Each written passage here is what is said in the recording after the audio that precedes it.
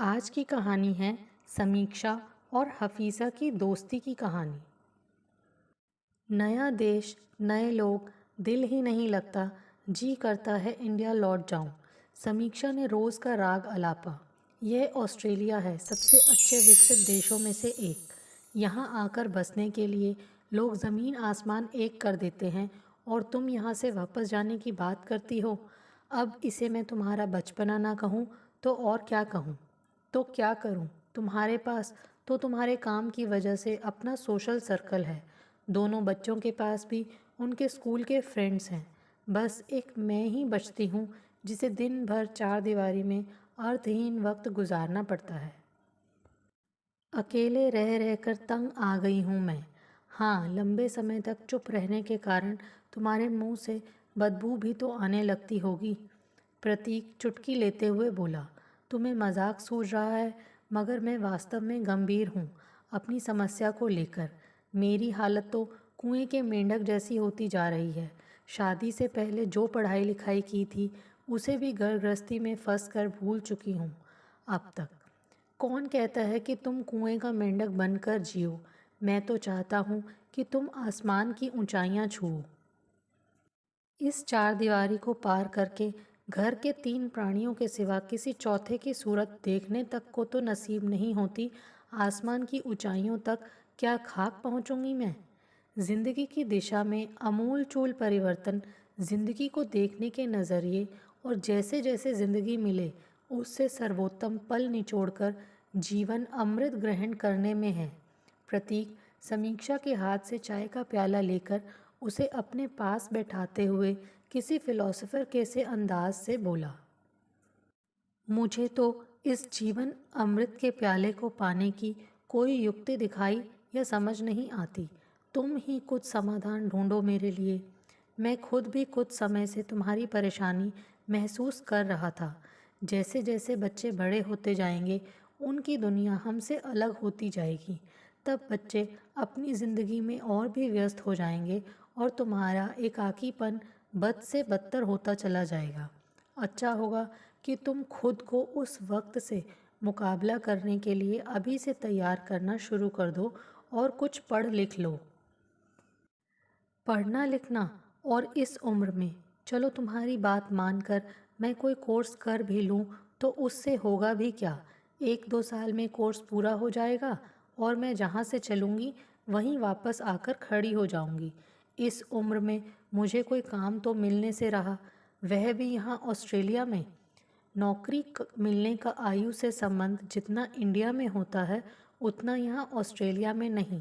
यहाँ तो एक तरह का चलन है कि बच्चों के थोड़ा बड़ा हो जाने के बाद माएँ खुद को रीबिल्ड करती हैं और जो भी कोर्सेज तत्कालीन इंडस्ट्री की ज़रूरत में होते हैं उन्हें करके फिर से वर्कफोर्स में लौट आती हैं।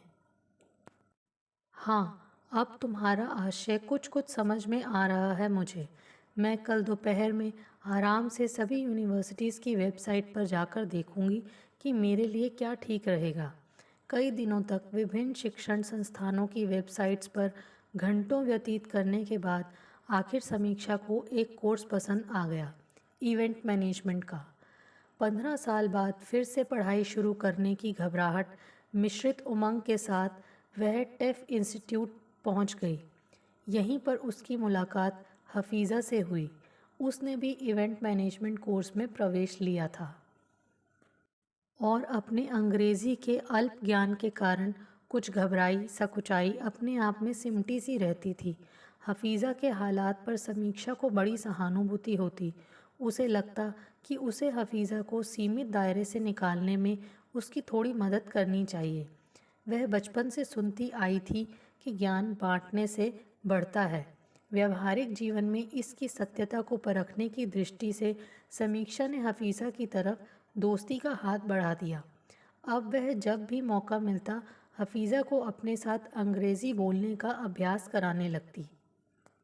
समीक्षा जैसी बुद्धिजीवी दोस्त पाकर हफीज़ा भी बेहद प्रफुल्लित जान पड़ती थी।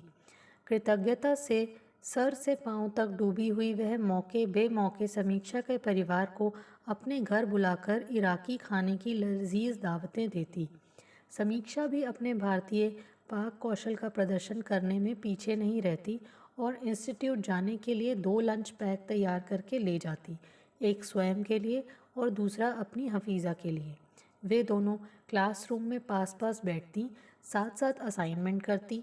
दोनों के बीच की घनिष्ठता दिन प्रतिदिन बढ़ती ही जा रही थी। पंजाबी समीक्षा का गोरा रंग, तीखे नैन नक्श, इराकी हफीज़ा से मिलते जुलते से होने के कारण सभी उन्हें बहनें समझते। उनके बीच का अंतराल तब दृष्टव्य होता जब उनसे कोई बात करता। समीक्षा धारा प्रवाह अंग्रेज़ी बोलती तो हफीज़ा टूटी फूटी, और वह भी पक्के इराकी लहजे में।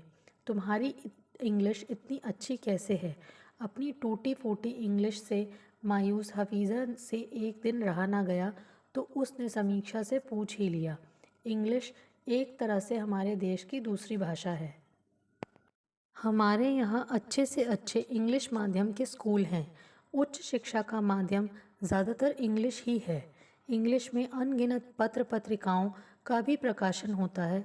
समीक्षा ने गर्व के साथ कुछ इस अंदाज में इंडिया का हाले अंग्रेज़ी बयां किया जैसे कि द्वितीय विश्व युद्ध में लड़ने वाला कोई सैनिक किसी को अपने जीते हुए पदकों की गिनती करा रहा हो।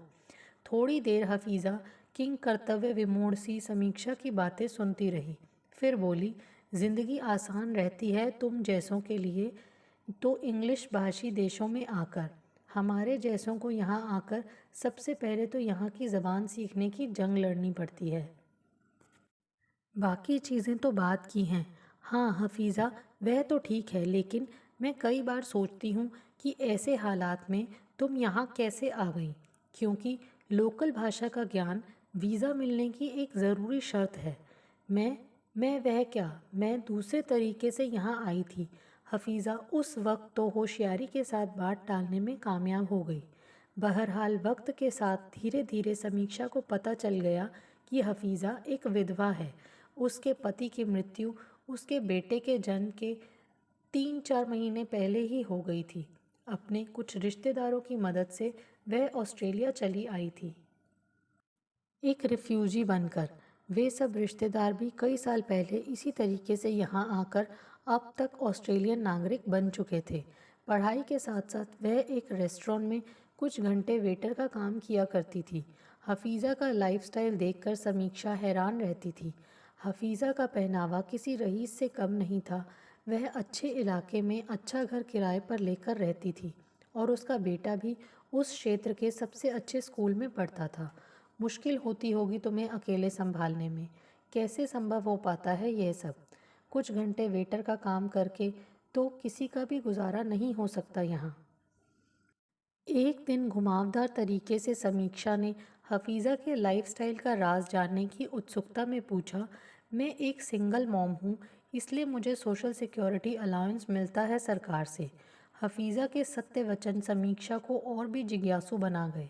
सो उसने तहकीकात जारी रखी, और तुमने बताया था कि तुम जब ऑस्ट्रेलिया आई थी तो तुम्हें इंग्लिश का एक शब्द भी नहीं आता था, पर अब टूटी फूटी ही सही मगर तुम्हें काम चलाऊ इंग्लिश आती ही है। कैसे सीखा ये सब तुमने? अपने दम पर। मुझे यहाँ आकर एडल्ट माइग्रेंट इंग्लिश प्रोग्राम के तहत सरकार की तरफ से 510 घंटे की मुफ्त ट्यूशन मिली थी अंग्रेज़ी सीखने के लिए। अच्छा, तभी मैं सोचूं कि तुम्हारे इतने ठाठ कैसे हैं। अब पता चला कि तुम्हारे देश से इतने सारे लोग रोज़ रोज़ बोट में बैठ बैठ कर यहाँ क्यों चले आते हैं। क्यों, कुछ खास देशों से आने वाले शरणार्थियों को लेकर नेशनल न्यूज़ में इतना हो हल्ला होता है। जल्दबाजी में समीक्षा के मुंह से सच्चे मगर कड़वे शब्द बाहर फिसल गए। हमसे ज़्यादा तो इंडियंस यहाँ आते हैं। हफीज़ा ने अपना बचाव करते हुए कहा, हाँ आते तो हैं, पर आने का तरीका तुम लोगों वाला नहीं है। हमारे जैसे उच्च शिक्षित लोग स्किल माइग्रेशन वीज़ा पर आते हैं या फिर स्टूडेंट वीज़ा पर। दोनों ही स्थितियों में हम इन देशों की अर्थव्यवस्था को सुदृढ़ बनाने में अपना योगदान देते हैं। हफीज़ा ने तत्काल समीक्षा की बात बीच में काटी और, हाँ वह क्या फरमाया तुमने कि नेशनल न्यूज़ में हम जैसों को लेकर हो हल्ला होता रहता है? क्या तुमने कभी SBS टीवी देखा है? कैसी कैसी डॉक्यूमेंट्रीज़ आती हैं। उस पर तुम्हारे इंडिया के बारे में उफ, वह खुले हुए बदबूदार गटर, गंदी झुग्गी झोंपड़ियाँ। हफीज़ा ने नाक सिकोड़कर हिकारत से कहा, कुछ साल पहले एक ऑस्कर अवार्ड विनर मूवी भी तो बनी थी तुम्हारे देश के बारे में। उसमें भी तो ये सब गंद ही दिखाया गया था। क्या नाम था उसका? हाँ, याद आ गया, स्लम डॉग मिलियनेयर। ओए ओए, हाल तेरे देश का बदहाल है, फिर भी तेरा दिमाग आसमान पर है। हफीज़ा समीक्षा की बेइज्जती करने में कोई कसर नहीं छोड़ रही थी। हम स्वाभिमानी लोग हैं, कम से कम तुम्हारी तरह मुफ्त की चीज़ों के लिए इधर उधर नहीं भागते फिरते। हमारा इंडिया इंडिया है और तुम्हारा इराक इराक है। कोई मुकाबला क्या ना ही हो सकता है। इन विकसित देशों को हमारे जैसे प्रतिभा संपन्न लोगों की बहुत ज़रूरत होती है। इसलिए बड़ी कंपनियां हमारे वीज़ा स्पॉन्सर करके हमें यहाँ बुलाती हैं। दुनिया भर की इंफॉर्मेशन टेक्नोलॉजी हम इंडियंस के बलबूते पर ही चल रही है। हम हम हैं। हम बिना ज़रूरत के शरणार्थी बनकर विकसित देशों का आर्थिक विदोहन करने के लिए नहीं आते। अब तक समीक्षा भी इंडोनेशिया में असमय फटने वाले ज्वालामुखी में तब्दील हो चुकी थी। बड़े ही फेंकू होते हो तुम लोग। ऐसे ही विद्वान हो तो अपने ही देश में सदियों तक गुलाम क्यों बने रहे? क्यों लुटते पिटते रहे अपनी ही ज़मीन पर विदेशियों के हाथों? लुटेरे तो वहीं आते हैं ना जहाँ धन दौलत के अंबार लगे होते हैं। इतिहास गवाह है कि हमारा इंडिया प्राचीन काल से ही अकूट संपदा और ज्ञान का केंद्र रहा है। जिसे देखो वही दुनिया भर से हमारा धन और ज्ञान लूटने चला आता था। जब ब्रिटिश लोग आए थे तो हमारी जीडीपी पूरे विश्व की 25% थी। यह हाल तो हमारे देश का तब था जबकि ब्रिटिश लोगों के आने के पहले भी अनगिनत आक्रमणकारी टनों संपदा लूट कर ले जा चुके थे। जगत गुरु है हमारा इंडिया, समझी तुम? समीक्षा के दिलो दिमाग एक होकर उसे आपे से बाहर कर चुके थे।